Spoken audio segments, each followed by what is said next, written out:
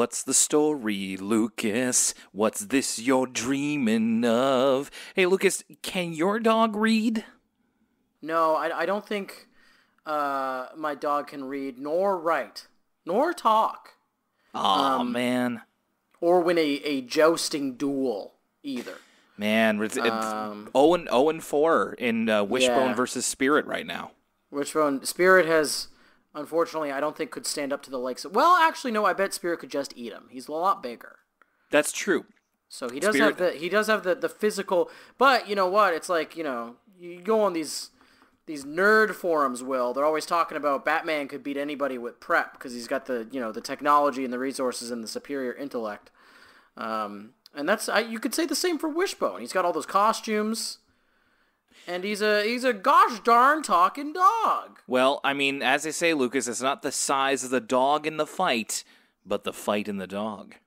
Oh my goodness gracious! Well, if you could have any book be Wishbone-ified, any classic piece of literature. Wow. Oh, that's a good one. Well, okay. Keeping in mind that Wishbone was big into like adapting like American classic type of books. So, well, not just American classic, but like classic literature. So I'm thinking something a bit more modern, maybe. I would like Wishbone Infinite Jest. Let's get that dog playing tennis. You know what I'm saying? I don't because I've doing heroin. I've not read it. I'd like to see the Wishbone version of like a Stephen King book. It would probably be pretty cheap too. He lets those things go for like $1. Wishbone Cujo, but it's like a person. Really? Oh, it's perfect. I love it. I just recently rewatched Cujo, and that's great. That's fantastic. I love it. Wishbone Fight Club. Yeah. Okay. They're dog fighting. The possibilities are really endless. Wishbone Clockwork Orange. I mean, we can keep going. Wishbone Shining. Wishbone, you know, and why stick to the fictional stuff? We could have Wishbone Das Kapital. Wishbone Hitman, My Life in the Cartoon World of Wrestling. Exactly. Now we're talking the real classics. Yeah. Enough of these American classics, Will. I want to hear about the Canadian classics like Hitman, My Life in the World of Wrestling. Totally. And Anne of Green Gables. Wishbone Anne of Green Gables. You know what? I might have to look through the episode guide. I wouldn't be surprised if there was an Wishbone Anne of Green Gables. That's like right on the line there. You never really know.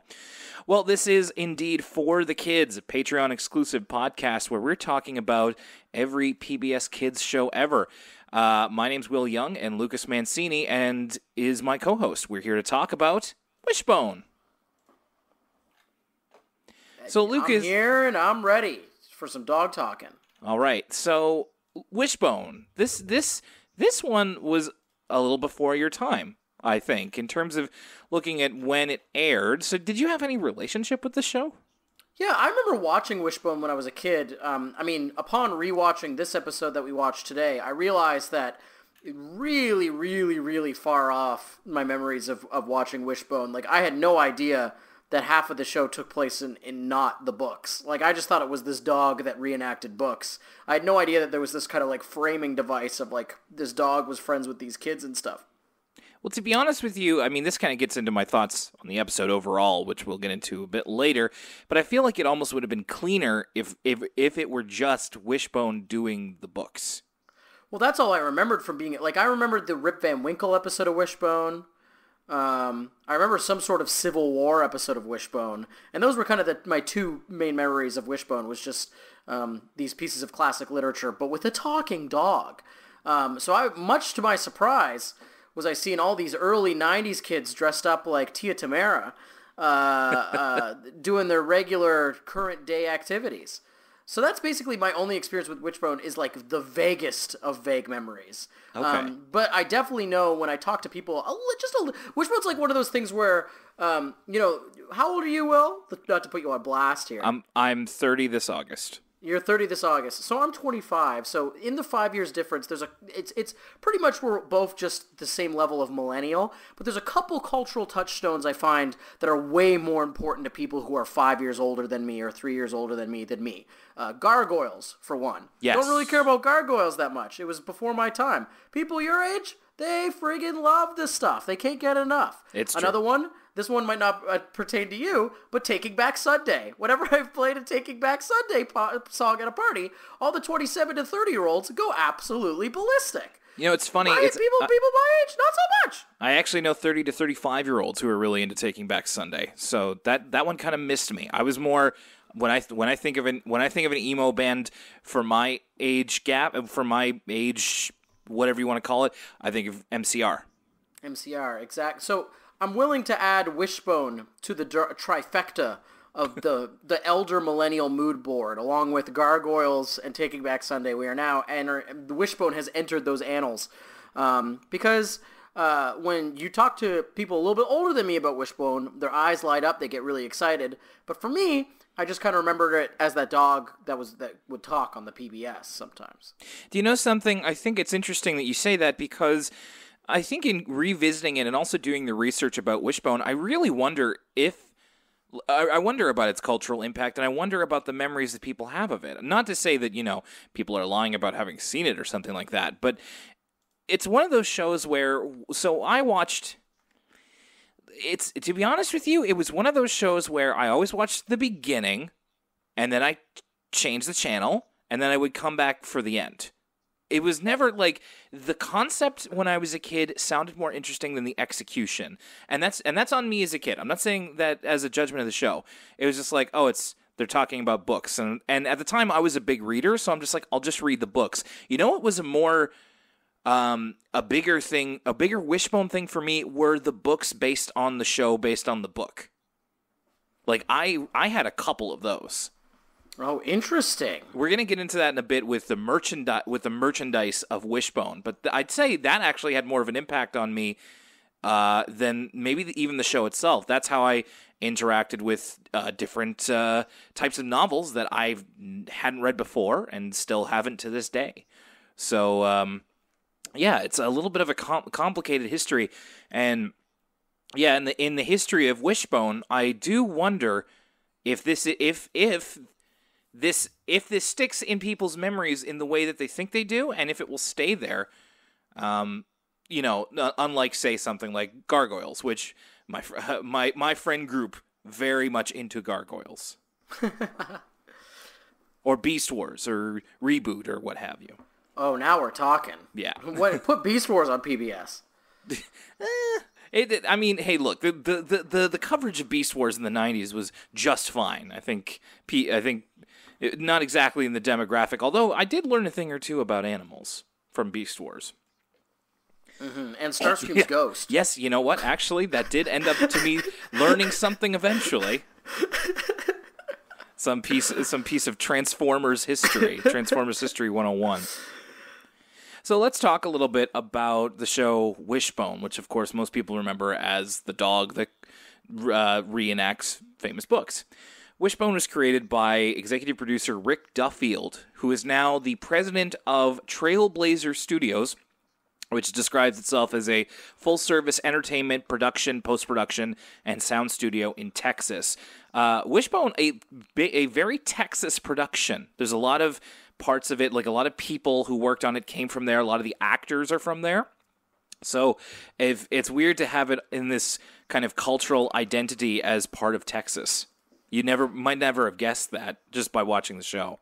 You know the old adage, remember the Alamo, and also Wishbone the dog. I was going to say everything's bigger in Texas, including Wishbone, probably bigger than he looks on TV. Rick Duffield, the creator, was head of a production company called Big Feats Entertainment, which was a division of Lyric Studios, which was also the distributor of Barney and Friends. Lyric Studios was known as the Barney people, at least back in the day. Now the company has been acquired by the British American Hit Entertainment, and Hit Entertainment owns shows like Bob the Builder, Thomas and Friends, Pingu, Fireman Sam, and now Barney, and by extension Wishbone. The idea of Wishbone was brainstormed with Duffield and his staff, and they wanted to do a kids show from a dog's perspective. Just started with that very bare bones idea because Duffield himself was also a dog owner, and he had this moment while he was scanning over his bookshelf. He talked about this in an interview with the New York Times.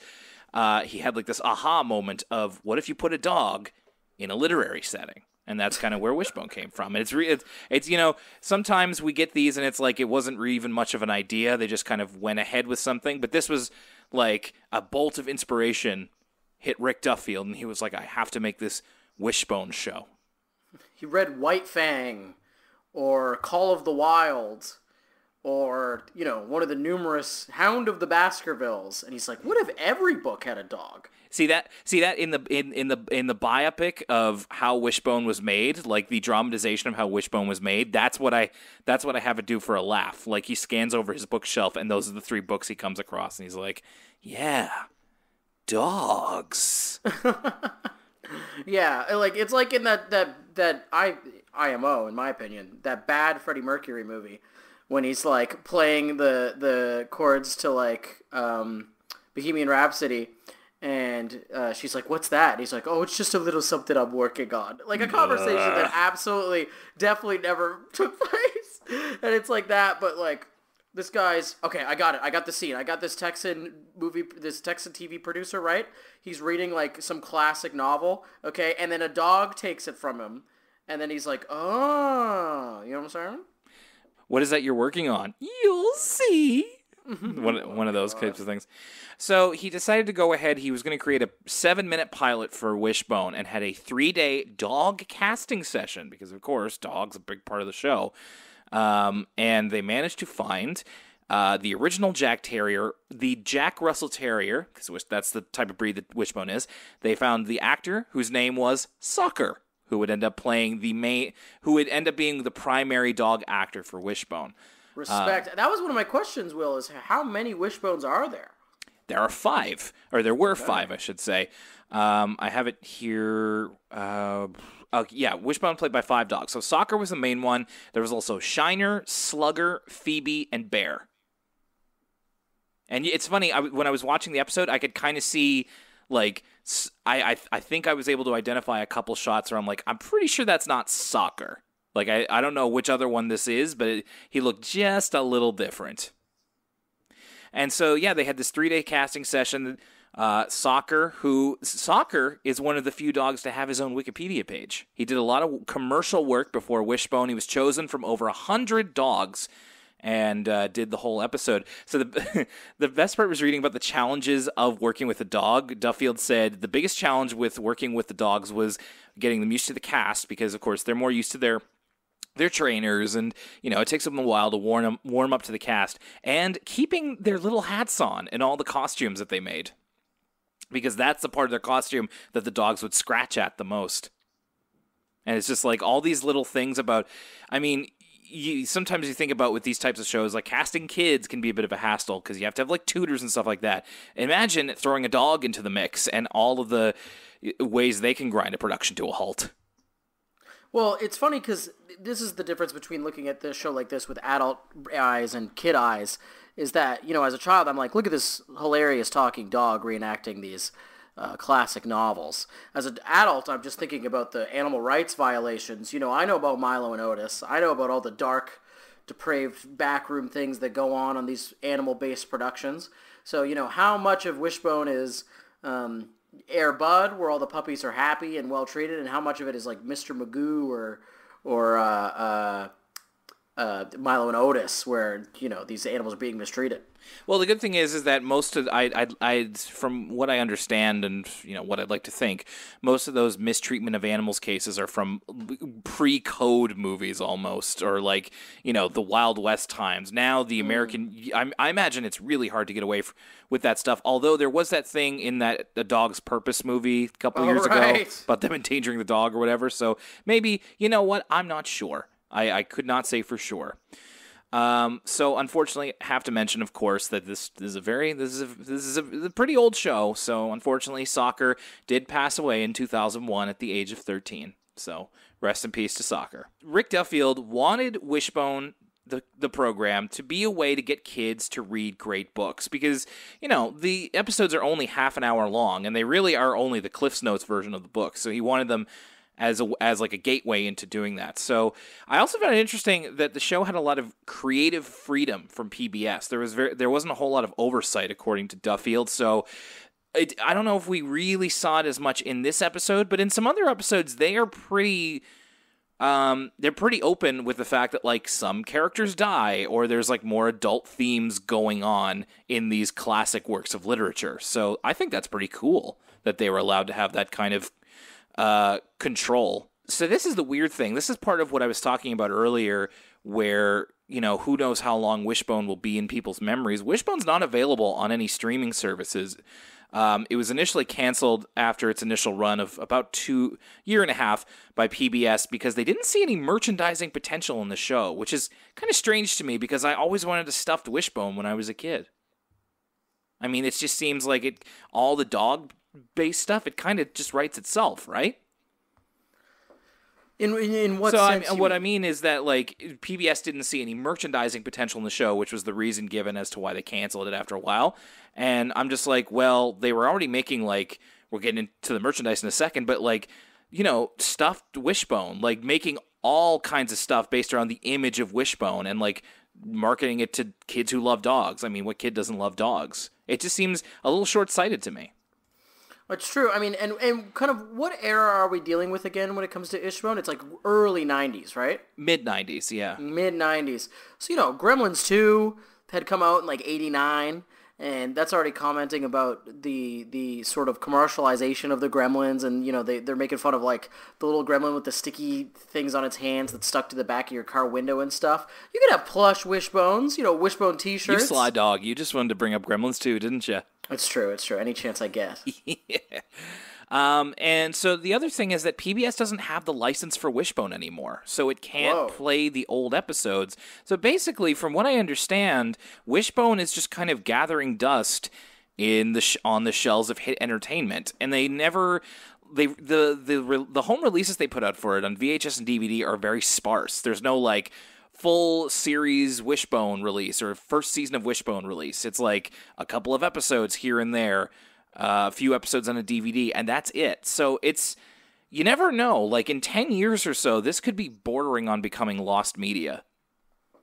The good thing is that, of course, it's fairly available on sites like YouTube and stuff. So it's not lost in that sense yet. But there's not a whole lot to physically take home with Wishbone. So a little bit here about the actors on Wishbone. There's actually not a whole lot of people that you might recognize. I think the one that I wanted to mention here is the voice of Wishbone, whose name is Larry Brantley, who's a comedian and a voice actor. Lucas, he's been in a couple of anime, and I was wondering if you might recognize his voice. Oh, okay. No, I didn't. Do you have the list in front of you? What Japanimation has Mr.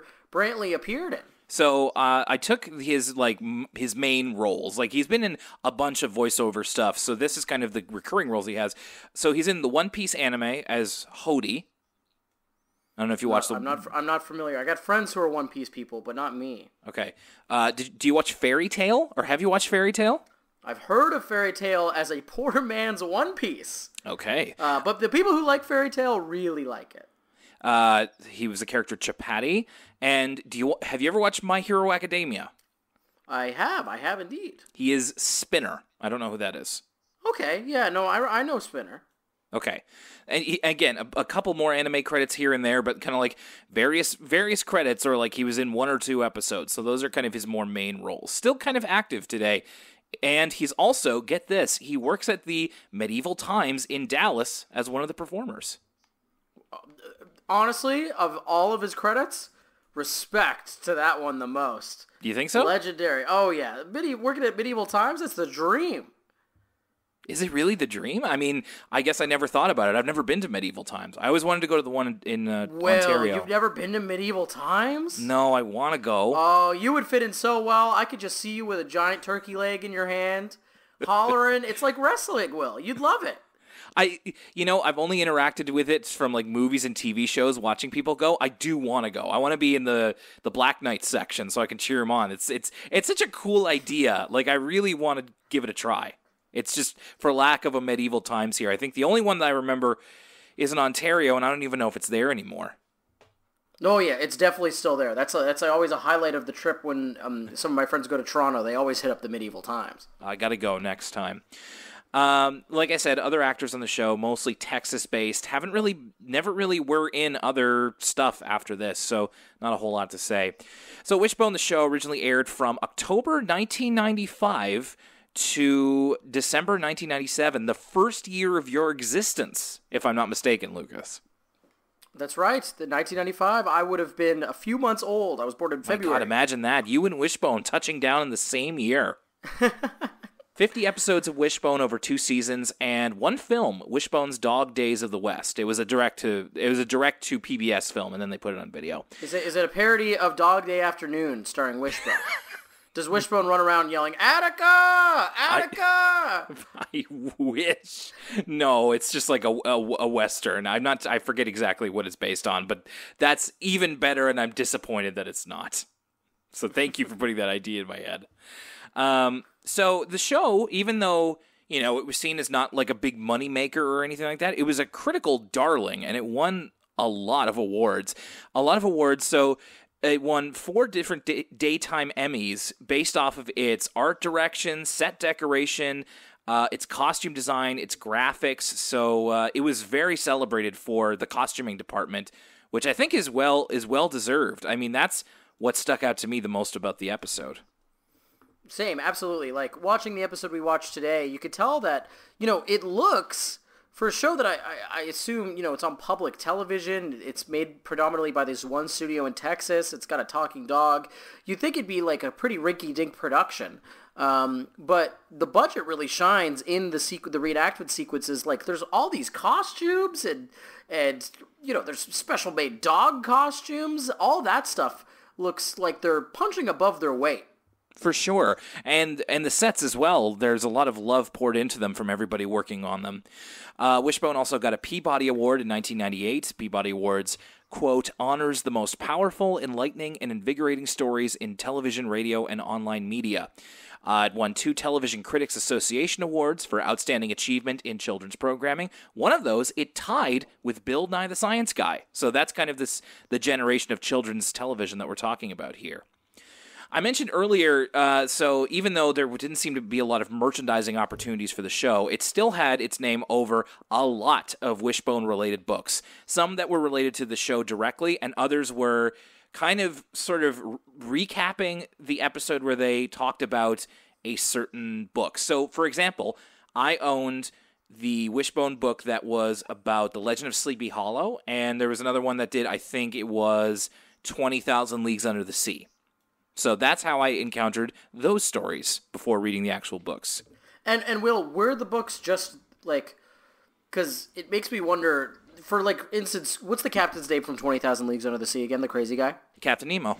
So if Captain Nemo, do they just like control select all Captain Nemo and replace with Wishbone in the book version? How close to the originals are the Wishbone-ified versions of the books? So, I mean, what it is, it's basically, the books that I had were basically just the episode in book form. So there would be the parts in real life, and then there would be, like, telling a very basic story of 20,000 Leagues Under the Sea, except in that case, Wishbone is, I forget if he's Captain Nemo or if he's somebody else, but that's kind of the idea. It's just basically a book of the Wishbone episode. And then there are, like, other novels where it's like an unrelated story that wasn't in any of the episodes, of just in the universe of Wishbone.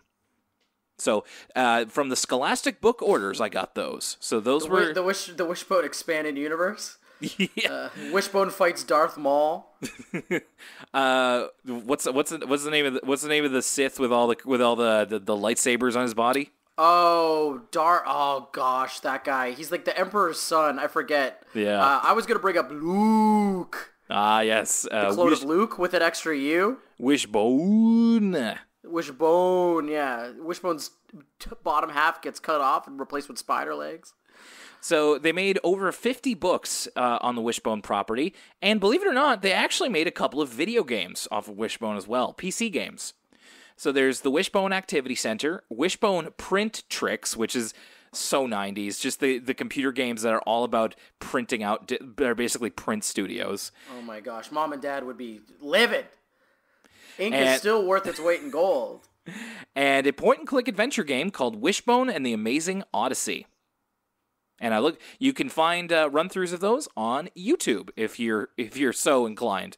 It's very, very pretty sparse and very very quaint compared to today's video games for sure. So that's kind of the history of Wishbone there. It seems that it's interesting because when Wishbone began, there was no PBS Kids to speak of, so it just kind of aired as a show on PBS. And PBS Kids started in 1999. It later moved to that designation. I just find it interesting that you maybe have like an episode of Wishbone next to Masterpiece Theater or something. Yeah, Nova. Yes, like in that caliber of PBS-style adult documentary shows or the theater, which Wishbone is a little bit like Masterpiece Theater for kids, in a way. What was the one where Carl Sagan had the spaceship? Cosmos. Yeah, I wish there was like, talking about all this expanded universe, what if we had the PBS Expanded Universe? So it's like Carl Sagan and his spaceship versus Wishbone. That's a T-shirt right there. Like he's like, we're all on a pale blue dot, and I'm about to wipe you off it, bro. I'm telling you, I think you could merchandise that. You have Carl Sagan, you have like a supernova in the background, and that's Nova. You have Wishbone, you have like the drama masks for Masterpiece Theater. I mean, the list goes on and on. The PBS Expanded Universe. I really like that. So the episode we decided to choose for this is one called Sniffing the Gauntlet. It's episode 13 from season 1. So my working theory, Lucas, is that people more remember the theme to Wishbone more than maybe the episodes itself. I have a similar sneaking suspicion, Will. I was kind of excited for this episode. I had fond memories of like, oh, that's the Talking Dog show. And I was like, this is a little bit boring. I kind of agree with you. So let's first of all, let's talk about the theme song. I think the theme song is terrific. Listen, I'm sensing a common theme with these PBS Kids for the kids episodes. Will the theme songs? Whoever's running the theme song department, I get that that's not how TV shows work, but for the sake of the joke, whoever's running the theme song department at PBS, they're just give it out. It's banger after banger. You know what I mean? It's a regular Tower Records. It's a regular. What was the guy who wrote all the WWE theme songs? Jim Johnston. Yeah, the Jim Johnston they got running at PBS, between the Liberties Kids rap and the Wishbone song. What a playlist. But yeah, the Wishbone theme song, pretty much everything you like and remember about Wishbone, you can get from that just looking up the Wishbone theme song on YouTube, I think. I don't believe that we've run into a truly terrible theme song yet. Like everyone that we've done, if it's not straight up great, it's like there's things to love about it. And this one too. This one's very jaunty. Like it gets in your head. It's got kind of the snaps and the beat and the what do you call the like boo boo boo boo, like I can't. Yeah, it's just like synthesized, like that's like, I know what you're talking about though. Like the weird synths, and like also it's got the very 90s, like the whole aesthetic of the show is reminiscent of a bygone era. The way that the text moves, the kind of like pencil crayon outlines of everything, it's all very like in living color. Similar to the kind of the fashion and stuff too, but the whole aesthetic of the show is that early 90s, even though it's a mid-90s show, that early 90s kind of aesthetic that has kind of gone the wayside. Do you know what else it reminds me of? It reminds me of the Eyewitness videos. Oh my goodness. I saw you tweeting about the Eyewitness videos a couple of weeks ago. That was a blast from the past. Yeah. I had the reptile one. And it's just that same... there's a very sparse design to it, but it's also like the images themselves are what's meant to bring color. And yes, I think that's a great shout with In Living Color and the colored pencil kind of aesthetic. Very good eye. The theme song itself was composed by a guy named Tim Sissel, and a woman named Lynn Adler did the lyrics. Now, this information is from Yahoo Answers, so take it with several grains of salt. But somebody on Yahoo Answers purports the singer of the song to be Micah Wilshire, who is a Nashville musician and producer. I'll also say, so Wishbone's broken up into 2 seasons. The first season's really long. It's got like 40 of the 50 episodes, and then second season has like 10. In the second season, they rearranged the theme a little bit. They put a bit more electric guitar in the tune. It's not as good. Like they had it right the first time, and then they like kind of kept messing with it and didn't make it better. So I would invite you to go look that up. I really don't think it's as good. I think this theme song puts you exactly in the type of mood to sit down and watch an episode. So it's very inviting. What it's inviting you to, we will talk about. With an episode of Wishbone, there is obviously something going on in the real world, as Wishbone is also doing various segments based on some book. And in this one, it is Ivanhoe. That's the book they're talking about. And the actual thing that's going on in the real world is a spelling bee among the classroom of Wishbone's owner, whose name I believe is Joe. And so they're separated into Team A and Team B, and they're going to be doing a spelling bee the next day. And Team B, a little too excited to be Team B. I didn't get that. No, again, this is where the live action segment, not live action. This is, see, we're so used to talking about shows that like switch between live action and animation. The modern, for lack of a better term, because it is the 90s segments of Wishbone, is really where my brain starts to just like completely tune out. And I don't know what it is. Like the fashion's cool, but there's just something about it's you know when people try to be reductive about something and they say it's like an after school special? Yes. This is literally an after school special. When they're not, in the fantasy crazy Wishbone world. You're right. And there's I would put it to a lack of narrative momentum, I would say, because it's hard when you compare it to literally like a classic work of literature, whereas it's like, yes, they have to contend with the story of Ivanhoe, which is inherently more interesting than the drama behind a spelling bee. I got a bunch of kids doing their spelling bee in one hand, and on the other I have like Ulysses starring Wishbone on the other. One of the, you know what I mean? It's hard to compare. I could see even as a kid. No wonder I only remembered the fanciful parts, because I could see even as a kid myself being like, okay, can we get back to the book stuff though?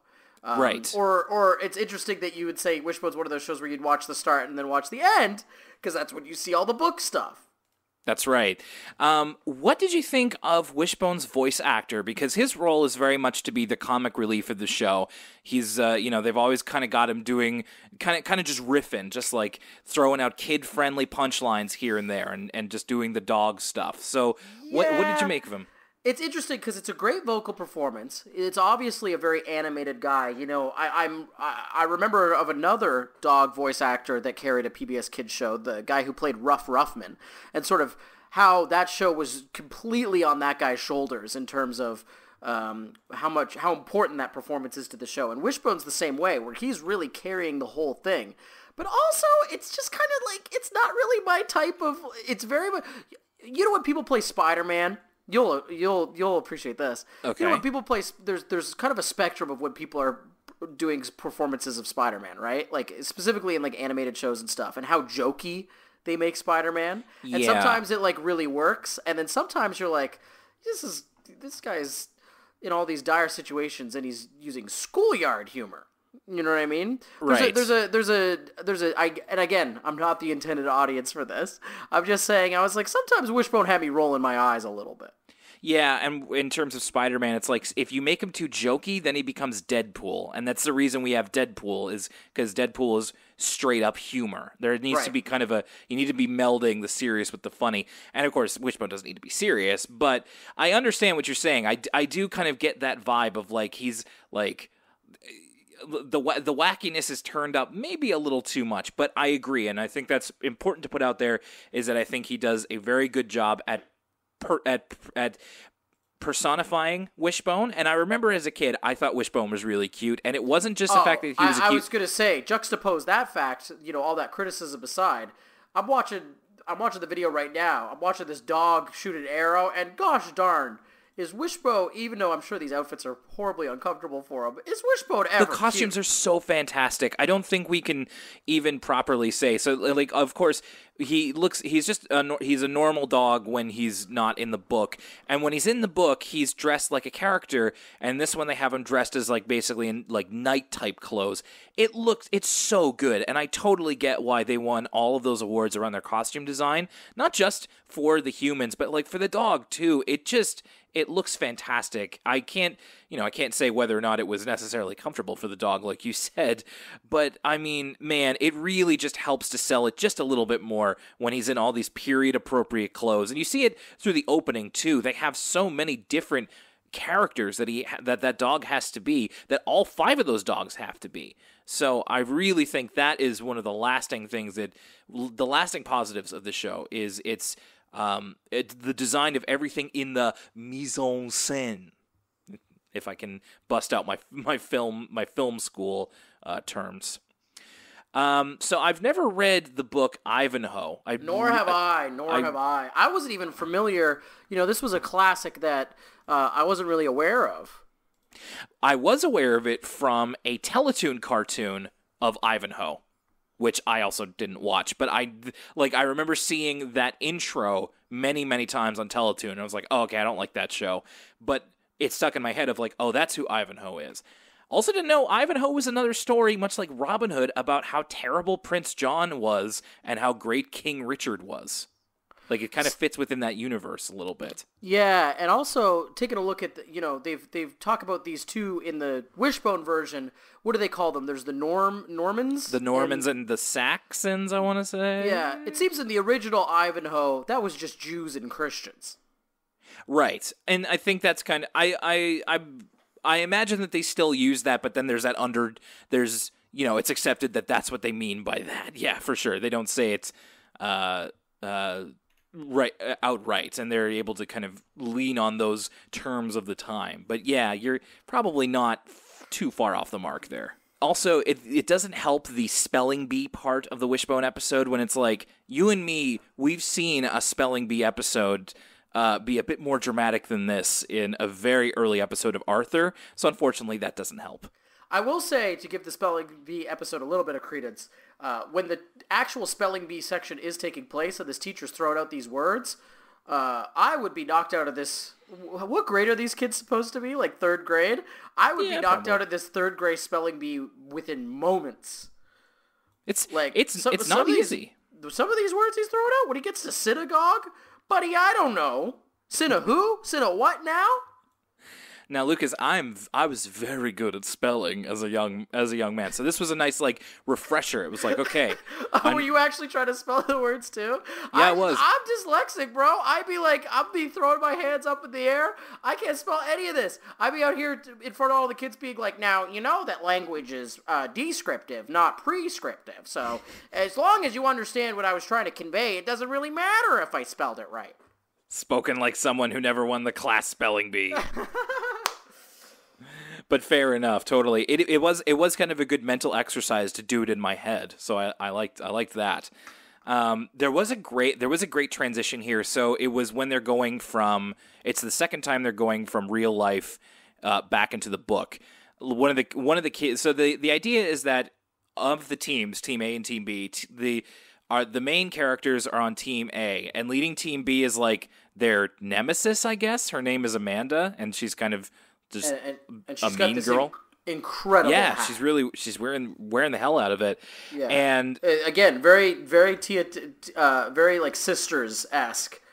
Right, sister. Yeah, exactly. And yeah, so Amanda's kind of like their foil for the episode. And there's at one point where one of the kids is like, did you see Amanda when she couldn't get the word? She was like, ugh, and kind of like rolls his eyes.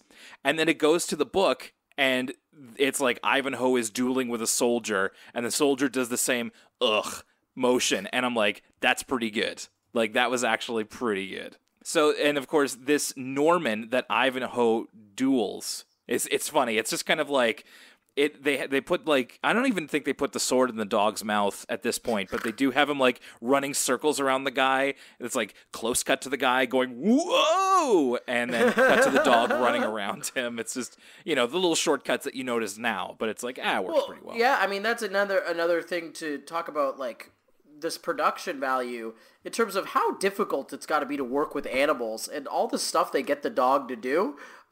Is really, I worry about it from like, I hope the dog's okay. But from another perspective, I'm like, this is really impressive. Exactly. And I think the dogs are really good actors. Like they're very good boys and girls. They do exactly what they're told to do, and they're very good at portraying what's being told is happening on screen. So I think that they're really good actors for however you can judge a dog being an actor, I guess. There's probably a lot more that goes into it than I realize. There is a part here. I have this written down. So in the real world, what happens is that the kids have like Sam, who is the girl, which is also hilarious. I loved in the 90s when they would name girl characters Sam, and just like, my name's Samantha, but I prefer Sam. Just like, there's got to be dozens of cartoons that did that.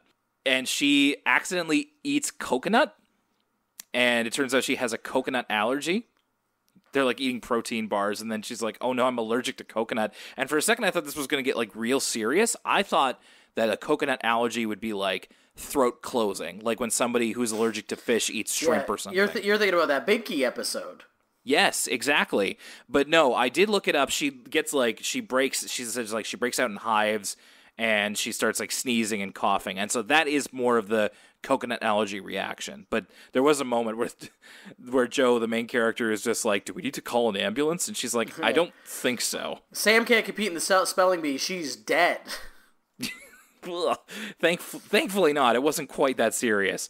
But she is out of the spelling bee, and they have to rely on David, who is much better at math than spelling, which they're trying as hard as they can to inject stakes into the show. And, it is what it is. Yeah, the teacher sets up at the start of the episode, there's literally no stakes. That's right. He's just like, just to, for pride and to say... Yeah, someone's like, is this going to be on a test, or is there grades involved? And the guy's like, it's about the spirit of competition. That's it. And just like, okay, man, whatever.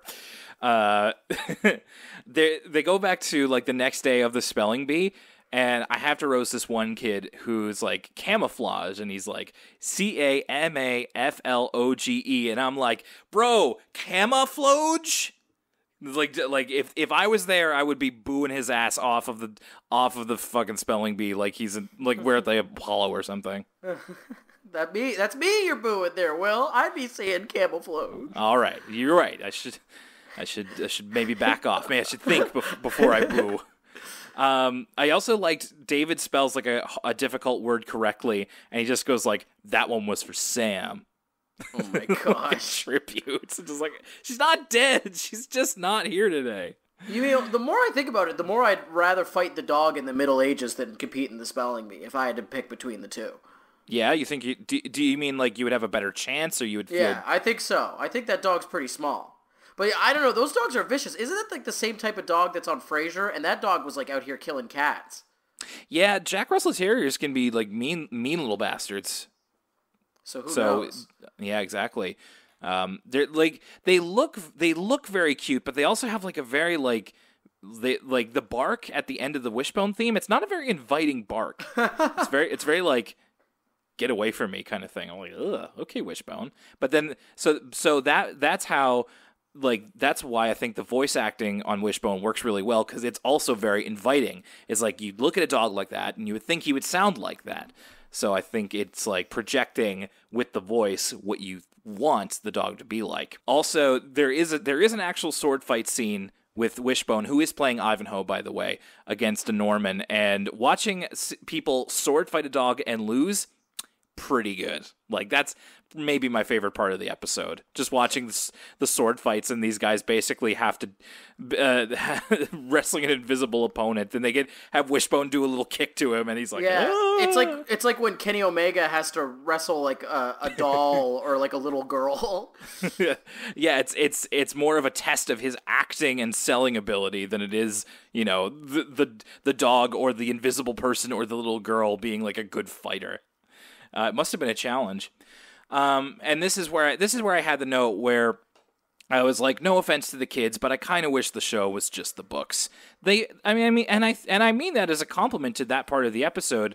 They really do their best in, first of all, condensing a book like this into like less than half an hour. Basically, if you cut the episode in half, there's like 15 minutes to do these 3 book segments, and they do their best to make it make sense and to and communicate the book so that ideally the kids watching it will want to read the actual book. So I think that they do a really good job there. I just kind of wish I could see more of that. Eventually, I mean, I don't think they actually wrap up the story of Ivanhoe. They kind of leave it on a bit of a cliffhanger, I want to say. Yeah, that's the thing, and I don't know, how some of these stories are really hard to condense, not even into 20 minutes, but into a fraction of 20 minutes, because of course it's only half the episode is the book. So that's what I was wondering, is how often is it just a section of the book or the full story adapted or what have you? Mm-hmm.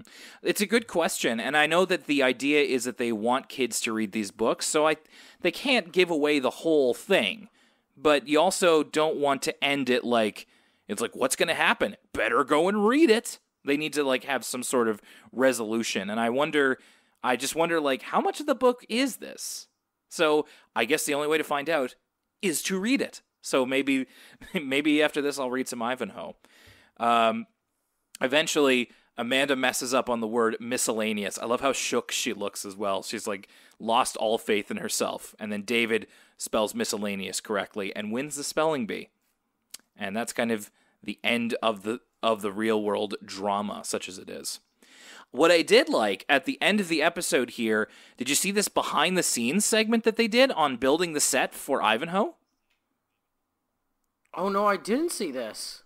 Oh man, it was with the video I'm pulling it up right now. Yeah, I'm looking at this. This is crazy. It's really cool. And I want to say that they did more of these at the end of episodes. I remember watching when I was a kid, behind the scenes of here's what it means.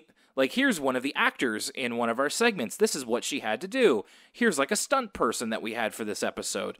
And it was really cool to see behind the scenes of production of this type of show. And it still is. I thought this was cool. And it also, they said they built the Ivanhoe set. It took them, I want to say it was 5 days or something.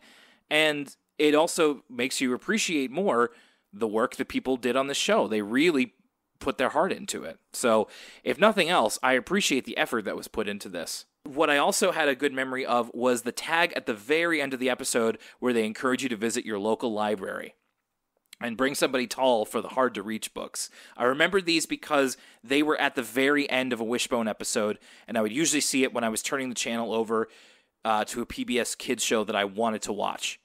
No offense. That sounded really mean.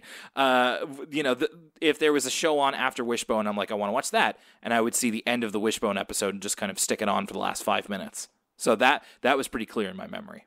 Okay, we kind of tipped our hat a little bit to this, but so going back to Wishbone, what did you think, Lucas? I think that Wishbone is a cool concept. It goes to show that we spent the first 5 minutes of this podcast episode talking about how fun it would be to stick a dog into all your favorite classic novels. You know what I mean? Every piece of literature would be, Steppenwolf, but with Wishbone. Lolita, but with Wishbone. The possibilities are endless. But in terms of having to sit down and watch an episode of Wishbone to talk about it, Will, I was quite a bit bored, and I don't think I would do it anytime soon, and I don't think I'd recommend anyone else my age do it either.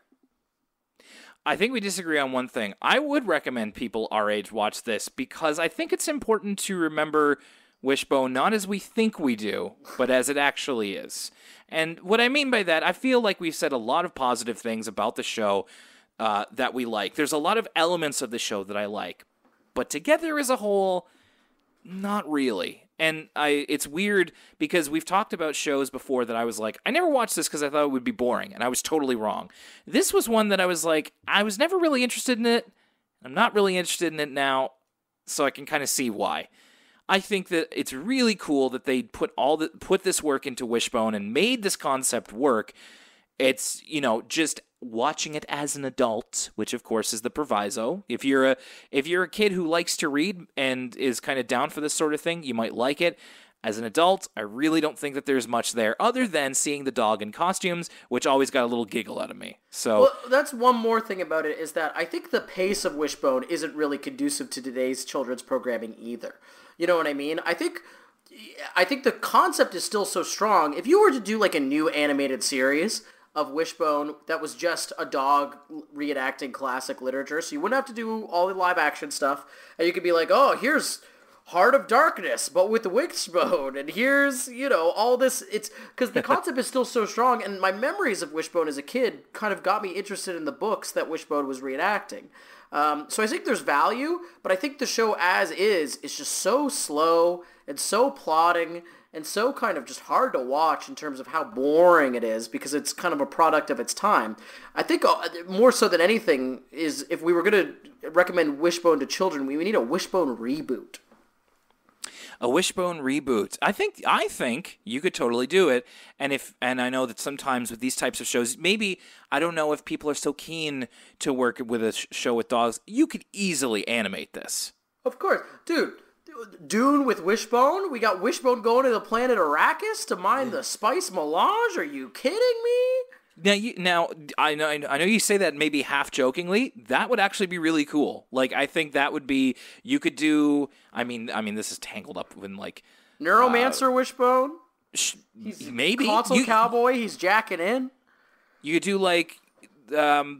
I mean, it's owned by a movie company, but like, think of like Lord of the Rings with Wishbone, like stuff in the last 100 years that's been published, including like you could do Wishbone 1984, Wishbone Brave New World. Like, there's a lot of other novels that are right for the picking. Wishbone Brave New World. He's getting high. I love it.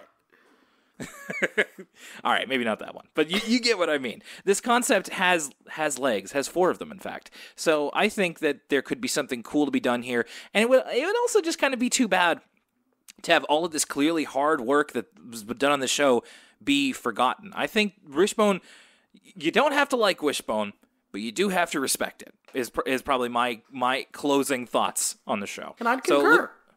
So Lucas, I'm glad that we were able to talk about it, and I think that it was nice to kind of see it in the cold light of day, such as it is. So it's my turn to pick now for the next 4 of the kids.